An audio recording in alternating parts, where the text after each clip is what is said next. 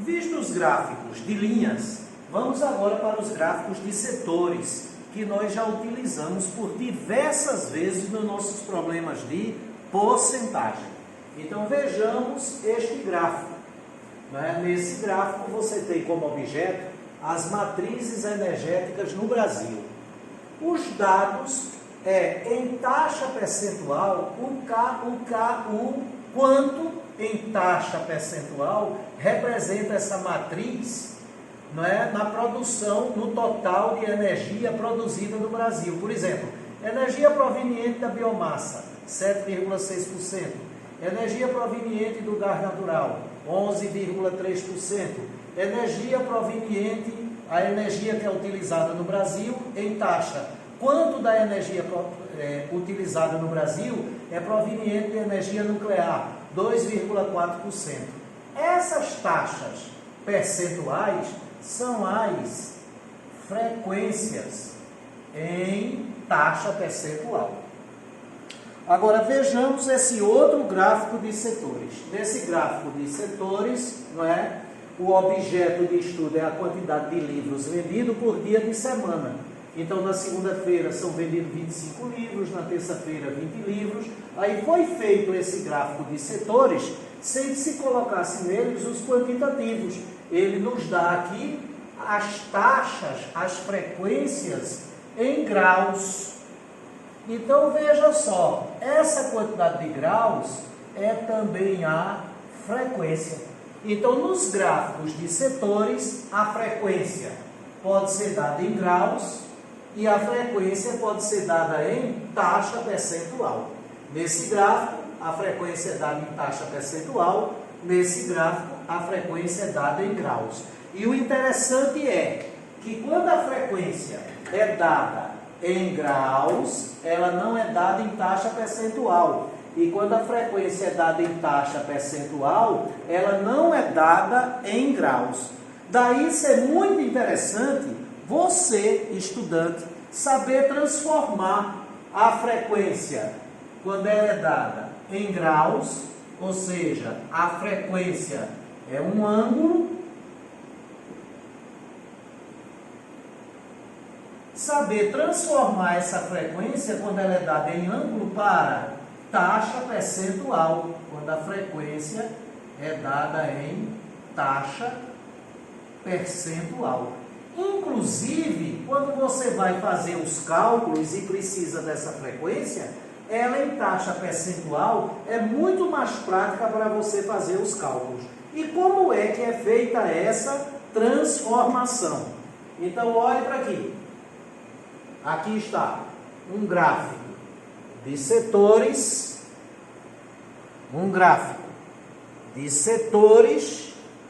aqui um setor e a frequência desse setor em ângulo é 72 graus. Aqui está o mesmo setor, só que a frequência desse setor em taxa percentual é 20%. Como é que eu descobriria que essa frequência de 72 graus seria em taxa percentual 20%? Como é que eu descobriria isso? E a recíproca, como é que eu descobriria que uma frequência 20%, em graus, essa mesma frequência seria 72 graus? Veja como é fácil. Se eu quero a frequência em taxa percentual, e eu tenho a frequência em graus, 72 graus, basta dividir por 360 graus. Cancela grau com grau, 72 por 36 dá 2, 360 pelo mesmo 36 dá 10. 2 por 2 dá 1, 10 pelo mesmo 2 dá 5. Então, um setor cuja frequência em graus é 72 graus, em taxa, essa frequência é 1/5, na forma fracionária. Na forma decimal, 0,2 e em taxa percentual, 20%. Então, o que foi que eu fiz para transformar a frequência dada em ângulo, transformar ela em taxa percentual? Basta você dividir por 360 graus. Não é interessante? E se fosse o contrário? Eu soubesse a frequência em taxa, 20%, como é que eu descobriria que essa frequência em ângulo é 72 graus? Como é que eu transformo uma frequência que em taxa é 20% em ângulo, e esse ângulo é de 72 graus? Para transformar de grau para taxa, divide por 360. Para transformar de taxa para grau, é a operação inversa. Então, você pega essa frequência, 20% na forma fracionária, e multiplica por 360 graus. 20 por 20 dá 1, 100 pelo mesmo 20 dá 5, 5 por 5 dá 1, 360 graus dividido pelo mesmo 5, 72 graus. Então, a frequência é 1 vezes 72 graus dividido por 1. 1 vezes 72 graus dividido por 1, 72 graus. O que foi que eu fiz para transformar essa frequência em taxa para a frequência em ângulo? Eu multipliquei por 360 graus. Até porque a multiplicação é a operação inversa da divisão. Então, para transformar a frequência de setores circulares em grau para a taxa percentual, divide por 360 graus. Para transformar frequências de setores circulares em taxa percentual, transformar para graus, multiplica por 360 graus. Não é sensacional? Então, vejamos aqui agora. Então, eu tenho aqui novamente um setor, um gráfico de setores, onde nós destacamos um setor circular, cuja frequência em ângulo é 72 graus. E a mesma frequência do mesmo setor em taxa percentual é 20%. Então, se você tem a frequência 72 graus e quer transformar para taxa percentual, divide 72 graus por 360 graus, 2 décimos, 0,2, 20%. E se tem, então, para transformar do ângulo central para a taxa, divide por 360 graus. E para transformar da taxa para o ângulo, multiplica por 360 graus. E quer seja o ângulo, quer seja a taxa, é a frequência. Então, as taxas percentuais dadas nos setores são as frequências de cada setor. As quantidades de graus dadas nos setores são as frequências dos setores. Para transformar de taxa percentual para grau, para ângulo, multiplica por 360 graus. E para transformar de ângulo a taxa em graus, ângulo para taxa na forma percentual, você divide por 360 graus. Então, de grau, ou de taxa percentual para grau, de taxa percentual para grau, multiplica por 360 graus. E de ângulo, taxa em ângulo, em graus, para taxa percentual, divide por 360 graus. Sensacional! Lembrando que em todas as questões do Enem que aparecerem gráficos de setores, se a taxa vier se a frequência vier em taxa percentual, não vem em ângulo, não vem em graus. Se a frequência vier em ângulo, vier em graus, não vem em taxa percentual. Para transformar do ângulo para a taxa, divide por 360. E para transformar da taxa para o ângulo, multiplica por 360 graus. Um beijo sensacional. Agora vamos para mais um tipo de gráfico que é utilizado em estatística e que não é novidade alguma para nós, haja vista que já trabalhamos com esses gráficos, nas questões de porcentagem, de médias, não é verdade? Por sinal, teve uma questão de médias, né, que usou até um gráfico de setores. Então vamos lá, quando o gráfico é de barras, ele pode ser um gráfico de barras verticais, não é? Aí o objeto, né, em estudo são as tartarugas recém-nascidas, o nascimento de tartarugas nas costas, né, no litoral de um determinado país, no caso aqui no Brasil, tá certo? Essa pesquisa é feita pelo projeto Tamar, né? A variável é a quantidade de tartaruga nascida, o objeto são as tartarugas que nasceram, a variável é a quantidade de tartaruga que nasceu a cada período de 4 anos. Então, de 1980 a 1984, nasceram 83 mil filhotes de tartaruga, né?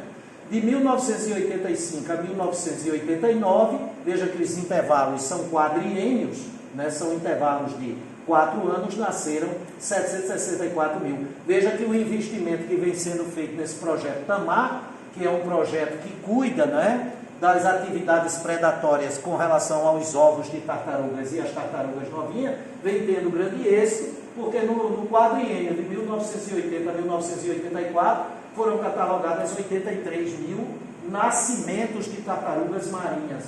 Já no quadriênio de 2010 a 2014, de 8,4 milhões. É evidente que todas essas tartarugas que nascem, existe um estudo estatístico que apenas 3% delas conseguem atingir a idade adulta, por isso que é preciso o máximo de cuidado. Por que é que esse gráfico é chamado de gráfico de barras verticais? O nome é bem claro, né? O nome de cada retângulo desse é uma barra e no modo como ele está posicionado, de baixo para cima, essa é a direção e o sentido é a direção vertical e o sentido de baixo para cima, né? Mais um gráfico de barras verticais aí, não é? Tá certo? Com relação ao que se consome, ao que se desperdiça e ao que se polui, né? A agricultura é verde. Então a agricultura brasileira, ela consome 16%, ela desperdiça 8% e ela polui 6%. A indústria, que são as barras azuis, consome 41%, desperdiça 33% e polui 77%. Veja como a atividade industrial é uma atividade altamente poluente. Já as residências, os lares, nossas casas, consomem 40% dos bens de consumo do país, desperdiça 56%, né, a quantidade de alimento que a gente joga no lixo, de roupa que a gente não usa direito e tal, o desperdício, e nós poluímos a natureza, né, o ambiente, não só a atmosfera, como também os recursos hídricos, o solo, a gente polui 13%. Não é verdade? E esse gráfico, mais uma vez, é um gráfico de barras verticais. E nesse gráfico você tem 3 amostras. A amostra com as barras verdes, que é da agricultura, a amostra com as barras azuis, que é da indústria, e a amostra com as barras marrons, que são as residências. Existem também os gráficos de barras horizontais, não é? Feito, por exemplo, esse gráfico. Por que ele é gráfico de barra horizontal? Porque as barras aqui, no caso, estão no sentido, na direção horizontal e no sentido esquerda-direita, né? O objeto de estudo aí são as mulheres, né, brasileiras, né? A variável é o número de filhos que cada uma dessas mulheres tem, não é verdade? Então, por exemplo, essa barra aqui, horizontal, está me dizendo que dentre as mulheres pesquisadas, 150 mulheres Cada uma das 150 tiveram 3 filhos. A quantidade de filhos são os dados, né? A variável é a quantidade de filhos, né? Os dados são os quantitativos, se 0 filhos, 1 filho, 2 filhos, 3 filhos ou 4 filhos. O objeto de estudo são as mulheres, mães, não é? As mulheres que já têm a atividade procriativa, não é verdade?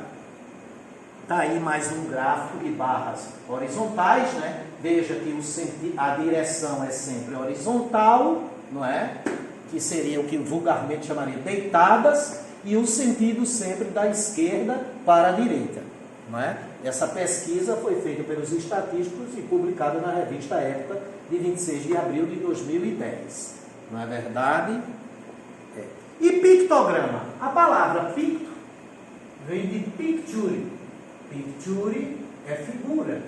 Então, nesses gráficos, nesses diagramas, nesses gráficos, você é um gráfico que é mais usado, né, pelas mídias televisivas, revistas, internet, não é? Porque eles são gráficos assim mais atrativos visualmente, porque eles trazem figuras. Picture, figura, grama, gráfico, pictograma, gráfico de figuras. Então, são os gráficos mais populares, mais conhecidos, que nós já vimos também nos problemas de porcentagens e médias. Então, aí está um gráfico, né? Então, o objeto de estudo aí é o tipo de lâmpada, se a lâmpada é incandescente, halógena, eletrônica ou de LED.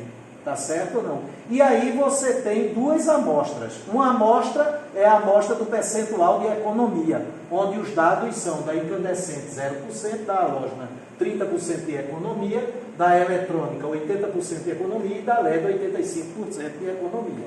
E a outra variável estudada é a durabilidade. As lâmpadas incandescentes, que são as que economizam menos, 0%, a durabilidade dela é de 1.000 horas, a halógena, durabilidade de 1.500 horas, a eletrônica entre 4.000 e 10.000 horas, e as LEDs, em média, 15.000 horas.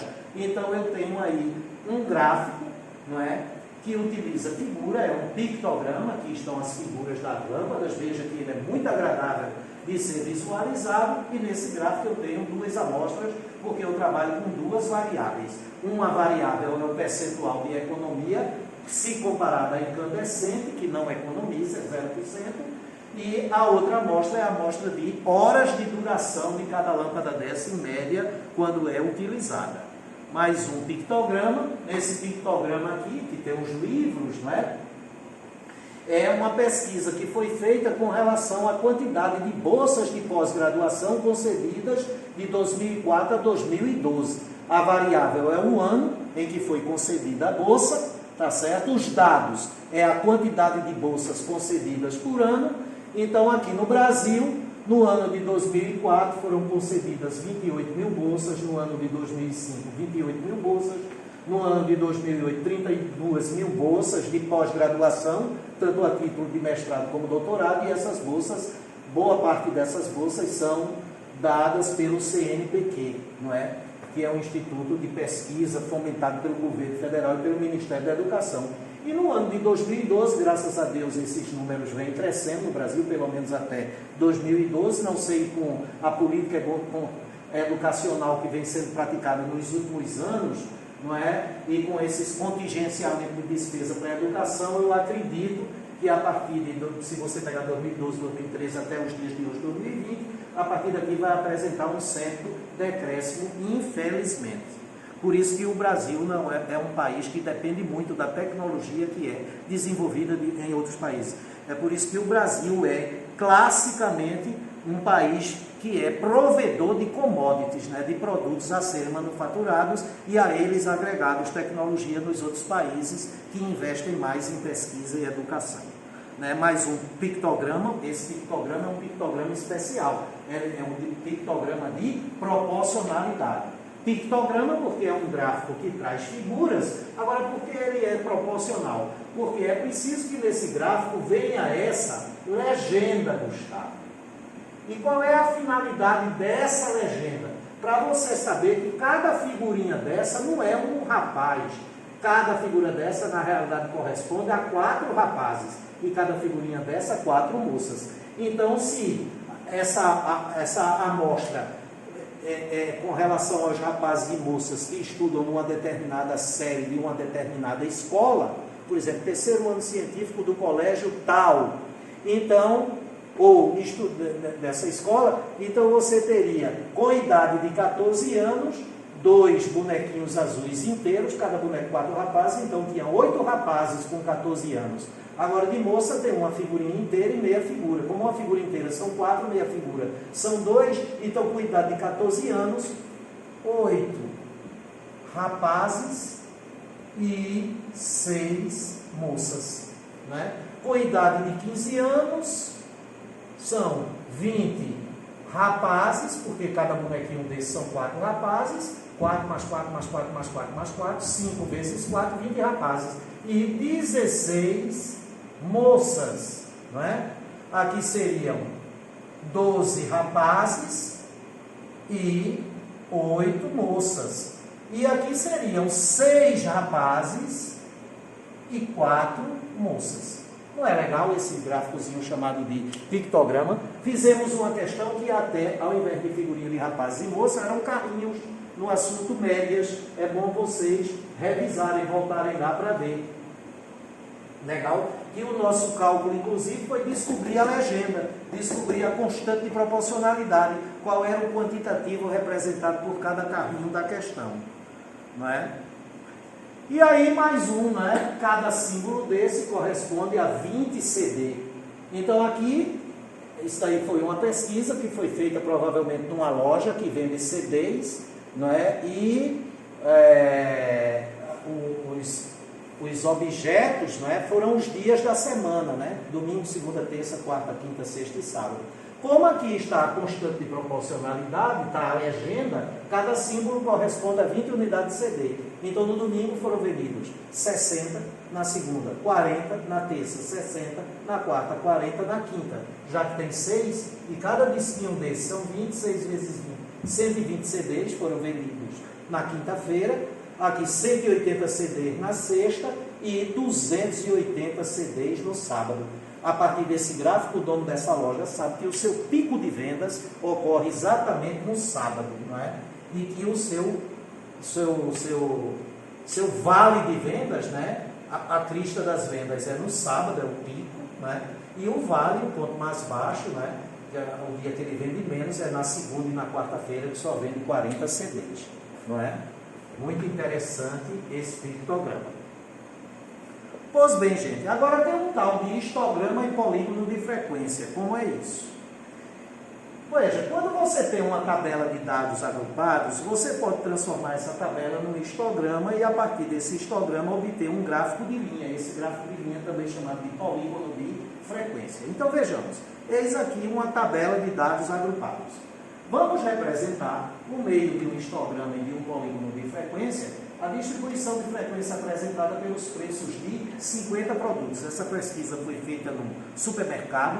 É evidente que num supermercado tem mais de 50 produtos. Então, se fosse fazer com todos os produtos, seria feito com a população de produtos.